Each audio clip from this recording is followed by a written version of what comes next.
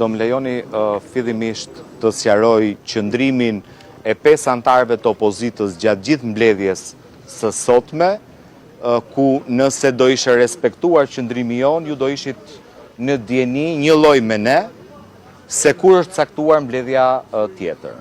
Spari kemi kërkuar, sipas rregullores së Kuvendit Kushtetutës Republikës Shqipërisë, që mbledhja e sotme të ishte transparente për qytetarët, me përfaqësuesit e medias në mbledhjen e Këshillit dhe e hapur për opinionin publik. Sigurisht, duke lënë të mundshëm opsionit që sa herë prokuria të çmonte që do të informonte antarët e Këshillit të rregullores për një çështje që e çmojnë si sekret hedimor, ne të ndërprisnim mbledhjen dhe të largonim median nga mbledhja. Ky ka qenë diskutimi i parë që kemi bërë, e para për të shmangur çdo keq kuptim mbi qëndrimet e secilit antar në mbledhje, dhe s'dyti, si pasojë e llogaridhënies që deputetët do duhet i japin qytetarëve për qëndrimet e tyre.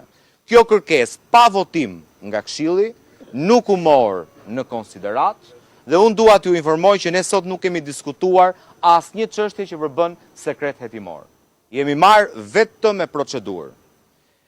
Procedura e parë ishte ajo që ka 48 orë për cilën ju jeni në dieni, nëse deputetët kishin apo jo të drejtë të kishin të plot dosjen e sjell nga prokuria e posaçme.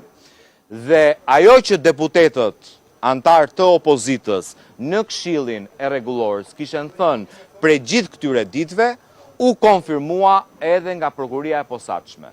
Po, sipas ligjit, secili deputet, antar i Këshillit të Mandateve, do duhet ta ketë të plot përfshirë USB-n e famshme që kryetari i Kuvendit e kishte kyçur në një kasafort që nuk e dim ku ndollet, gjatë gjithë këtyre orëve, dhe sot u zbulua edhe skenari pse e kishte kyçur USB-n.